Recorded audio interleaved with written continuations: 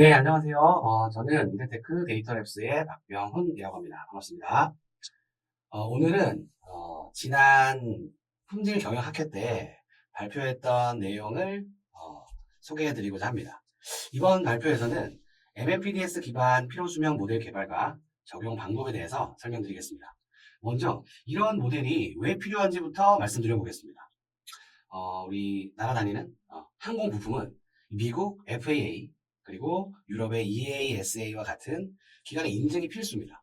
그 중에서도 이런 부품의 신뢰성 확보는 수출 성공을 좌우하는 중요한 요소고, 그래서 이를 위해서 MMPDS 기반의 공식 데이터 확보가 핵심입니다. 따라서 본 발표에서는 MMPDS 필요수명 모델의 이해부터 실제 추정 방법까지 체계적으로 설명드려 보겠습니다. 먼저 목차는 크게 네 가지로 나눠봤습니다. 첫 번째는 이게 왜 필요한 건지, 두 번째는 MMPDS 기반의 수명 모델링 방법, 세 번째는 관측 중단 데이터를 처리하는 방법, 그리고 요약한 결론을 끝으로 구성되어 있습니다. 먼저 배경 및 문제 인식을 한번 살펴보면요. 최근 항공 우주 산업이 굉장히 고도 성장을 하고 있습니다. 민간 항공기 수요 그리고 우주 산업의 확장으로 2042년까지 항공기 수요가 약 42,595대에 이를 것이라고 보잉 보고서에 예상을 하고 있습니다. 스페이스X, 나사, 블루 오리진과 같은 기업이나 국가기관들도 우주 산업을 주도하면서 장기적으로 부품의 신뢰성을 확보할 수 있는 기술의 수요도 계속 증가하고 있습니다. 이러한 환경에서 국제 인증을 하는 그 대응 그리고 데이터의 확보가 어느 때보다 더 중요한 상황입니다. 항공우주 산업의 성장과 더불어서 국내에서도 최근 5년간 매출은 약 21% 성장을 했습니다. 2022년 기준으로 수출 약 45.87억 달러, 한화로 7조 한 2천 정도 이렇게 계속 증가하고 있습니다. 즉 이렇게 한국의 항공우주 산업도 꾸준히 성장하고 있고, 이러한 추세는 글로벌 인증 대응이랑 그리고 고신뢰성 데이터 확보의 중요성을 좀 더 높이고 있습니다. 그래서 정부 그리고 국내 기업이 글로벌로 많이 진출을 하려고 하고 있습니다. K우주 프로젝트, KF-21 전투기, 다누리 발사, 항공, 우주, 방산 전반에 걸쳐서 대규모 투자가 지속되고 있고, 2024년에는 하나로 약 9,600억, 1조에 가깝죠. 정부 우주개발 예산으로 편성이 됐습니다. 그리고 주요 기업들은 항공기 엔진, 그리고 위성체, 미사일 부품 등에서 글로벌 시장 진출을 가속화하고 있습니다. 이러한 흐름 속에서 FAA, 미국 연방항공청이죠. EASA, 유럽 연방항공청이죠. 이와 같은 국제기관의 인증 취득도 당연히 필수로 해야 되겠고, 그래서 MMPDS 기반의 데이터 확보가 수출 성공의 핵심 요인으로 주목받고 있습니다. 그래서 글로벌 시장의 경쟁력을 높이기 위해서는 이런 국제 인증 요구에 대비해야 되고, 그리고 특히 부품의 어떤 피로 수명과 같은 장기 내구성 특성은 공식 표준 기반의 신뢰성 데이터 제출이 필수적으로 규정되어 있습니다. 그래서 인장 강도, 항복 강도뿐만 아니라 피로 수명에 대한 신뢰성 검증이 항공우주 산업의 핵심 경쟁 요소가 되고 있습니다. 그래서 이러한 MMPDS 기반의 피로 수명을 예측하는 모델링에 대해서 한번 알아보겠습니다. 이에 앞서 언급한 MMPDS에 대해서 간략하게 소개해 보겠습니다. MMPDS는요, 미국 항공우주 그리고 방산 산업에서 우리 메탈릭, 금속 재료의 물성치 그리고 설계 데이터를 표준화한 기술 문서입니다. 이전에는 어떤 이제 군용 관련된 어떤 규정들이 있었지만, 현재 미국 연방항공청 그리고 미 국방부 공식 인증 기준으로 MMPDS가 채택되어 있습니다. 그러니까 MMPDS 안에 과거에 썼던 인증 어떤 알고리즘 내용들이 모두 수록되어 있는 거죠. 그래서 공식적으로 제공하는 유일한 가이드라인이기 때문에 설계를 할 때 그리고 어떤 값을 예측할 때 매우 중요한 역할을 하고 있다는 겁니다. 그렇다면 MMPDS는 어떤 물성치들에 대한 가이드라인을 제공하고 있는지 한번 살펴보겠습니다. 기계적 특성부터 치수 및 제품 형태별 데이터까지 다양한 내용을 담고 있습니다. 그 중에서 피로 수명은 우리 구조 부품의 안전성과 직결되기 때문에 매우 중요합니다. 따라서 우리는 다른 특성들도 중요하겠지만 먼저 피로 수명 예측 모델을 정밀하게 수립할 필요가 있습니다. 그래서 피로 수명 연구가 왜 필요한지 간략하게 한번 정리를 해봤고요. 먼저 신뢰성 있는 체계적인 이런 과학적인 설계가 필요하겠죠. 그래서 피로 수명 예측을 통해서 설계에서 허용되는 허용치랑 그리고 통계적인 어떤 스레스홀드 경계값을 설정할 수 있고 안전하고 합리적으로 설계를 지원할 수 있습니다. 그리고 이렇게 MMPDS 기반의 어떤 메커니즘을 사용하면 공식적인 인증도 올라가게 되겠죠. 그리고 어떤 정확하게 부품을 예측하기 때문에 장기 내구성도 확보되고 그리고 의미 있는 어떤 수명을 정확하게 예측할 수 있기 때문에 교체하고 유지하는 주기를 설정할 수 있게 되는 거죠. 그래서 피로 수명과 관련된 주요 용어들인데 피로 수명은 크게 응력, 스트레스와 변형률, 스트레인으로 구분할 수 있습니다. 본 연구에서는 우리가 고주기 피로, 그러니까 장수명과 관련된 응력, 스트레스에 집중해서 분석을 수행해 보도록 하겠습니다. 그래서 우리가 피로 수명을 예측하기 위해서는 일반적으로 회귀 분석 방법론을 많이 사용합니다. 근데 피로 수명과 같이 생명과 직결되어 있는 예측을 위해서는 보다 보수적인 회귀 분석 방법이 필요합니다. 따라서 MMPDS에서 제시하고 있는 보수적인 방법론을 소개하고 전통적으로 사용하는 회귀 분석과 어떤 차이점이 있는지에 대해서 한번 이야기해 보겠습니다. 이제 피로 수명의 기본적인 모델 형태를 아는 것이 중요합니다. 피로 수명 모델은 일반적인 회귀 분석의 모델과는 조금 차이가 있기 때문에 그 차이를 먼저 인지할 필요가 있습니다. 피로 수명과 응력, 스트레스는 지수적인 관계를 가집니다. 지수 함수의 관계를 가지고 그래서 수명을 예측할 때는 로그 변환을 통해서 어떤 선형적인 직선의 모델로 변환해서 분석하는 것이 효과적입니다. 그리고 일반적인 회귀 분석에서는 최대 응력을 사용하는 기본 형태로 모델을 구성하는데 지금 화면에 1번에서 보시는 것처럼 MMPDS에서는 실제 응력 상태의 영향을 또 정밀하게 반영을 하기 위해서 A3, A4와 같은 어떤 지표들을 활용해서 등가 응력이라는 걸 계산합니다. 그래서 지금 빨간색 네모 박스에 있는 것처럼 2번과 같은 회귀 모델을 기본적으로 사용합니다. A3는 응력이 낮을수록 생기는 로그 값의 변화를 보정해주는 역할을 하고요. A4는 어떤 임계, 어떤 기준 응력 이하에서 피로 손상이 거의 없는 구간도 반영할 수 있도록 해줍니다.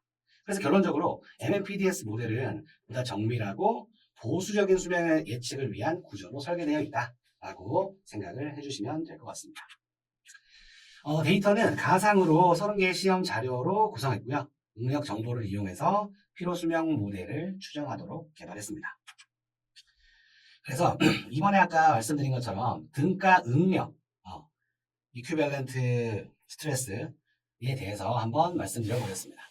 먼저 피로 수명과 최대 응력은 로그 변환에서 로그 수명 그리고 로그 응력 형태로 모델링합니다.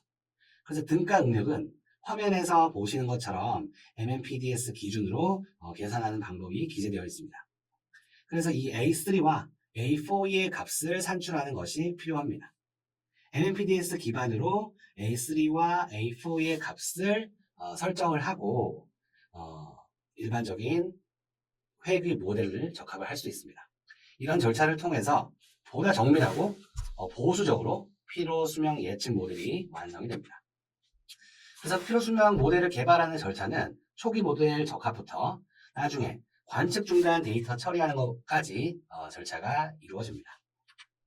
그래서 먼저 초기 모델은 로그 수명, 로그 NF와 로그 등가 응력, 로그 SQ를 이용해서 초기 모델을 만듭니다.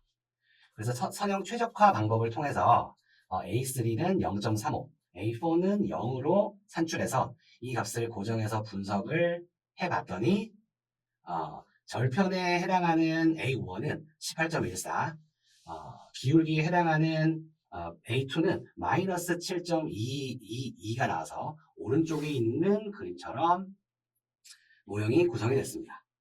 이렇게 초기의 모델을 적합하고요. 일반적인 전통적인 회귀 분석에서는 여기에서 보통 끝나죠. 그리고 일반적인 회귀 분석과 차이는 A3와 A4를 이용해서 모델을 만들었다라는 것이 큰 차이가 될 수 있습니다. 그리고 여기에서 끝날 수도 있는데 우리 개별 관측치와 실제 모델에서 나온 적합치와의 차이, 그걸 잔차라고 부르죠. 리지듀얼 잔차라고 부르는데, 이 잔차의 분산이 일정하지 않으면 우리가 실제 수명을 과대 또는 과소 추정할 수 있기 때문에 잔차가 동일한지 동일하지 않은지 이런 비균등성을 확인할 필요가 있습니다. MMPDS에서는 Weighted Regression, 가중 회귀 분석을 통해서 잔차 분산을 평탄화할 수 있게 수정해야 된다고 이야기하고 있습니다. 그래서 지금 화면에서 보는 것처럼 지금 어떤 잔차의 분산의 형태가 조금 일정하지 않은 것처럼 확인할 수 있습니다. 이럴 때는 가중 회귀 분석을 통해서 조금 기울기와 절편을 수정해줘야 될 필요가 있습니다. 그래서 가중 회귀 분석이라는 걸 사용을 합니다. 지금 제가 설명드리는 모든 내용은 MMPDS에 기재되어 있는 내용을 좀 쉽게 풀어서 설명드리고 있습니다. 그래서 MMPDS에서는 독립변수, 즉 등가 응력을 활용해서 가중치를 생성합니다. 이거는 고수명, 장수명 영역에 어떤 값의 불확실성을 보정하는 목적으로 합니다. 그래서 가중회귀 분석을 수행했더니 전체적인 모수는 크게 변함이 없었지만 기울기가 조금 바뀐 것을 확인할 수 있습니다. 그리고 아까 초기에 A4는 0으로 고정한다 그랬는데 이게 통계적으로 0으로 고정해도 되는지 그렇지 않은지 MMPDS에서는 타당성을 검증하라고 되어 있습니다. 그래서 타당성을 검증하는 방법을 적용해보면 추정된 기울기에 대한 90% 신뢰 구간이 모두 음수면 A4는 0으로 간주될 수 있다고 합니다. 그래서 지금 기울기에 대한 신뢰 구간, 90% 신뢰 구간을 확인한 결과 마이너스 7.8에서 한 6.1 사이로 음수 영역에 위치하므로 A4는 또 0으로 간주해도 된다. 이런 부분을 모든 부분을 통계적으로 입증을 해야 됩니다. 그러면 이렇게 하면 보통 분석이 끝나는데 우리가 수명을 측정하는 시험 데이터들은 어느 특정 기간까지 모두 실험을 할 수 있는 게 아니잖아요. 예를 들어 형광등 같은 경우는 수명이 굉장히 기니까 정확한 고장 시간, 정확한 파손 시간을 알기가 어렵죠. 그렇기 때문에 어쩔 수 없이 시험 기간을 정해놓고 시험하는 경우가 많습니다. 근데 특정 시험 기간을 정해놨는데 그때까지 failure, 즉 고장이 관측되지 않을 수도 있잖아요. 그런 데이터를 관측 중단 데이터라고 합니다. 우리가 수명을 다루는 어떤 신뢰성 분석에서는 민번하게 일어나는 데이터라고 생각하시면 될 것 같습니다. 근데 실제로 관측이 중단됐는데 고장이 됐다고 가정하고 분석을 해버리면 어떤 수명이 굉장히 왜곡돼, 즉 수명이 굉장히 작게 추정되는 경우가 발생을 합니다. 그래서 이런 관측 중단의 데이터들의 정보들도 반영해서 분석을 하라라고 MMPDS에서는 이야기하고 있습니다. 그래서 이 관측 중단 데이터를 넣어서 분석할 때는 일반적인 회귀 분석, 즉 OLS 방법으로는 관측 중단 정보를 포함할 수 없습니다.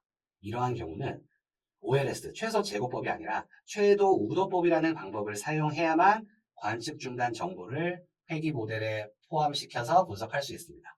그러한 메커니즘으로 이루어져 있고요. 그래서 최대 우도법에 대해서는 아래에 간략하게 써놨고요. 그래서 최대 우도법을 사용해서 피로 수명을 예측을 하는 걸 보면 최초에는 일반적인 회귀 분석을 통해서 우리 모수죠. 파라미터 A1, A2, A3, A4를 확보합니다. 그리고 나서 잔차를 통해서 가중 회귀 분석을 사용하고요. 그리고 최대 우도법 방법을 통해서 기존의 최소 제고법으로 생성한 A1, A2, A3, A4를 조금씩 보정해 나가면서 관측 중단 데이터를 반영한 피로 수명 예측 모델을 할 수 있게 되는 겁니다. 조금 복잡할 수도 있는데 돌려가면서 보셔도 될 것 같습니다. 그래서 최대 우도법을 사용해서 회귀 분석을 수행했습니다. 이때는 결정계수라고 하는 R제곱은 계산하기가 어렵고요. A1과 A2를 한번 비교해 보시면 좋을 것 같습니다. 이 최대 우도법, MLE 방법은 고수명, 장수명 데이터 영역에서 관측 중단 데이터를 반영을 하겠죠. 그래서 수명 곡선을 조금 더 보수적으로 추정합니다. 그래서 오른쪽 화면에 보시면 파란 색깔 선이 MLE, 즉 최대 우도법을 사용한 선인데요. 지금 수명이 조금 더 높게 추정되어 있는 것을 확인할 수 있겠죠. 이거는 장기적인 신뢰성의 확보와 안전 설계 측면에서 장점을 제공한다고 볼 수 있습니다. 그래서 관측 중단 데이터가 있을 경우에는 지금처럼 최대 우도법을 사용해서 피로 수명을 모델링할 필요가 있습니다. 그래서 지금까지 설명드린 내용을 조금 요약해 보면요. MMPDS 기반의 피로 수명 모델을 추정을 하고 있고요. 그리고 여러 가지 절차를 통해서 굉장히 체계적이면서 보수적인 모수를 추정하는 걸 담고 있습니다. 그래서 결론적으로 일반적인 회귀 분석은 데이터가 그냥 데이터를 가지고 모델에 잘 맞게 하는 게 일반적인 회귀 분석이고요. 그리고 관측 중단 데이터를 처리하기가 어렵습니다. 근데 MMPDS 기반의 수명 예측하는 회귀 분석은 A3, A4를 이용해서 보다 정밀하게 수명을 예측할 수 있고요. 그리고 관측 중단 데이터도 처리를 할 수 있고요. 그래서 어떤 보수적인 수명 예측을 하거나 안정적이고 안전한 설계를 제공할 수 있습니다. 그래서 MMPDS 기반의 수명 예측 방법은 단순하게 통계 모델이 아니고요. 설계 안전성을 위한 최적화된 방법 노린 것도 확인을 할 수 있습니다. 이제 정리를 해보면요. 지금은 어떤 가상의 데이터를 사용해서 MMPDS 기반의 피로 수명을 추정하겠고요. 일반 회귀분석 방법보다 관측 중단 데이터 그리고 장수명 영역을 보수적으로 반영하는 MLE 기반의 모델을 확인할 수가 있었습니다. 그래서 피로 수명 데이터는 생명과 안전이 직결되기 때문에 어떤 통계적 그냥 좀 잘 맞다 이런 게 아니라 어떤 보수적인 예측이 필요하기 때문에 MMPDS에서는 그런 내용을 담고 있고요. 요즘에 이제 수명이 워낙 길어지니까 이런 고신뢰성이 요구되는 항공, 우주, 자동차, 에너지 분야에서 MMPDS와 같은 국제 표준화된 방법을 기반으로 하는 수명 예측이 반드시 필요합니다. 그래서 이런 보수적인 수명 예측 기반의 설계는 품질 그리고 신뢰성이 향상이 되겠죠. 그러면 시장에서 차별화 그리고 고객의 신뢰도도 향상이 될 것이 자명합니다. 그리고 기업의 인증을 하는 대응력이나 글로벌 경쟁력이 확보가 자동으로 되기 때문에 수출, 어떤 납품에 유리한 위치도 선정할 수 있고요.